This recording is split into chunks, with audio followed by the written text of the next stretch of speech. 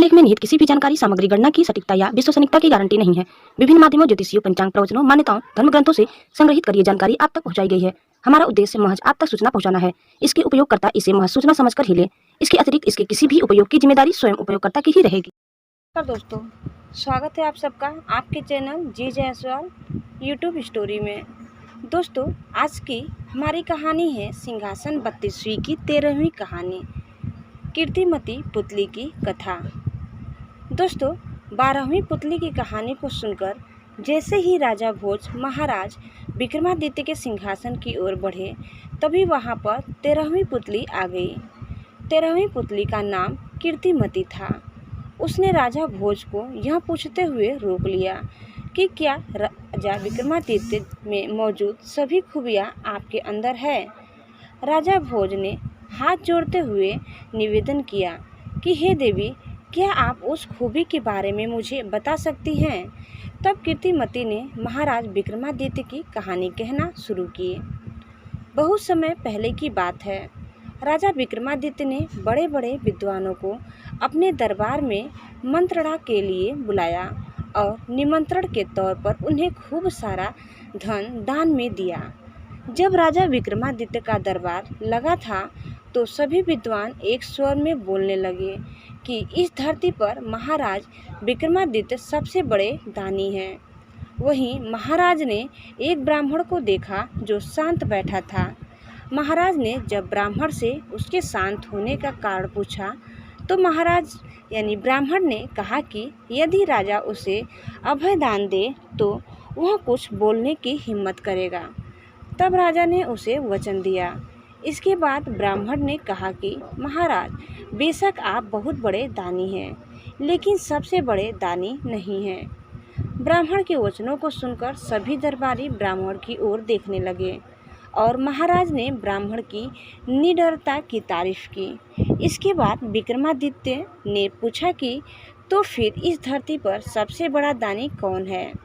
तब ब्राह्मण ने कहा कि समुद्र की दूसरी ओर बहुत संपन्न राज्य है, जिसके राजा किरकितध्वज सबसे बड़े दानी हैं। वे रोजाना जब तक 1,00,000 स्वर्ण मुद्राएं दान नहीं करते तब तक वह कुछ भी ग्रहण नहीं करते हैं। मैंने भी कुछ दिन तक उनके दरबार में जाकर दान ग्रहण किया था। महाराज विक्रमादित्य ने ब्राह्मण की यह बात सुनकर उन्हें बहुत सारा धन देकर विदा किया और स्वयं बेताल की मदद से समुद्र के पार राजा किरकितध्वज के राज्य पहुंच गए। वे सीधा किरकितध्वज के दरबार में पहुंचे और उनसे अपने लिए एक नौकरी की मांग की। किरकितध्वज ने महाराज से उनका परिचय पूछा तो विक्रमादित्य ने कहा कि वे एक साधारण नागरिक हैं और नौकरी की तलाश कर रहे हैं। तब किरकितध्वज ने उनसे पूछा कि आप क्या काम कर सकते हैं। तब राजा विक्रमादित्य ने कहा कि जो काम कोई नहीं कर सकता वह मैं कर सकता हूँ। राजा किरकितध्वज ने महाराज की यह बात सुनकर उन्हें अंगरक्षक के रूप में नियुक्त कर दिया। महाराज ने देखा कि राजा किरकितध्वज सच में रोजाना 1,00,000 स्वर्ण मुद्राएं दान करता है, लेकिन इतनी स्वर्ण मुद्राएं राजा किरकितध्वज कहाँ से लाता है, यह जानने की विक्रमादित्य के मन में लालसा हुई। महाराज विक्रमादित्य ने देखा था कि राजा किरकितध्वज रोज शाम को कहीं जाता है और लौटते समय एक थैली में स्वर्ण मुद्राएं लेकर आता है। आखिर किरकितध्वज स्वर्ण मुद्राओं से भरी थैली कहाँ से लाता है, यह जानने के लिए एक दिन विक्रमादित्य किरकितध्वज का पीछा करते हैं। विक्रमादित्य ने देखा कि किरकितध्वज एक मंदिर में जाता और नहा धोकर वहां पर मौजूद देवी की मूर्ति के सामने बड़े कढ़ाई में तेल डालकर उसमें कूद जाता है। महाराज यह देखकर चौंक जाते हैं। विक्रमादित्य आगे बढ़ने वाले होते ही हैं, लेकिन यह देखकर रुक जाते हैं कि वहां पर 2 जोगनियां आती हैं और किरकितध्वज के शरीर को नोच कर खा जाती हैं। जब जोगनियां चली जाती हैं तो देवी प्रकट होती हैं और अमृत की बूंद से किरकितध्वज को जीवित कर देती हैं। किरकितध्वज के जीवित होने के बाद देवी किरकितध्वज को 1,00,000 स्वर्ण मुद्राएं देती है। उसके बाद राजा किरकितध्वज उन मुद्राओं को पाकर खुश होता है और वहाँ से चला जाता है। राजा कीर्तिध्वज के जाने के बाद महाराज विक्रमादित्य ने भी स्नान करके वही प्रक्रिया दोहराई जो राजा कीर्तिध्वज ने की थी। इसके बाद देवी ने प्रकट होकर महाराज विक्रमादित्य को भी जीवित कर दिया और उन्हें स्वर्ण मुद्राएं देनी चाहिए, लेकिन विक्रमादित्य ने यह कहकर मना कर दिया कि देवी की कृपा ही उनके लिए सब कुछ है। इस प्रकार से विक्रमादित्य ने 7 बार इस प्रक्रिया को लगातार दोहराया और 7वीं बार देवी ने उनसे बहुत प्रसन्न होकर उन्हें वरदान मांगने के लिए कहा। तब महाराज ने देवी से उस थैली को मांग लिया जिसमें से वह 1 लाख स्वर्ण मुद्राएं निकालकर कीर्तिध्वज को देती थी। देवी वह थैली महाराज विक्रमादित्य को दे देती हैं। इसके बाद पूरा मंदिर वहां से गायब हो जाता है। दूसरे दिन जब राजा कीर्तिध्वज वहां जाता है तो उसे वहां सिर्फ मैदान ही दिखाई देता है। मंदिर न मिलने पर कीर्तिध्वज दुखी हो जाता है। वह सोचता है कि उसकी रोजाना 1 लाख स्वर्ण मुद्राएं देने का नियम अब टूट जाएगा।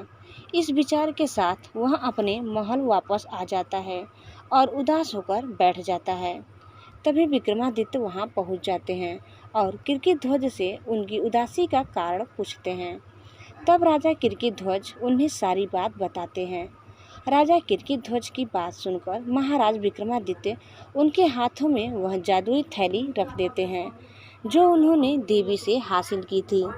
थैली को पाकर राजा कीर्तिध्वज को अपनी आंखों पर विश्वास नहीं हुआ और उन्होंने विक्रमादित्य से उनकी सच्चाई जाननी चाहिए और पूछा कि आखिर देवी की यह थैली उन्हें कैसे मिली। तब महाराज विक्रमादित्य ने राजा कीर्तिध्वज को सारी बात बताई। राजा कीर्तिध्वज को जब विक्रमादित्य की असलियत पता चली तो उन्होंने विक्रमादित्य को गले से लगा लिया और कहा कि आप ही इस धरा पर सबसे बड़े दानी हैं। राजा कीर्तिध्वज से विदा लेकर महाराज विक्रमादित्य अपने राज्य वापस आ गए। 13वीं पुतली से महाराज विक्रमादित्य के दान की बात सुनकर राजा भोज गदगद हो गए और इस कहानी को सुनाकर कीर्तिमती भी पहले वाली पुतलियों की तरह उड़ गई। बच्चों, इस कहानी से हमें क्या सीख मिलती है कि आप जितनी संयम और दयावान होंगे, आप विश्व में उतने ही ज़्यादा प्रसिद्ध होंगे। तो दोस्तों, आपको हमारी यह कहानी कैसी लगी हमें कमेंट बॉक्स में ज़रूर बताइए और आप इस चैनल में नए हैं तो प्लीज़ इसे सब्सक्राइब करना न भूलें। धन्यवाद।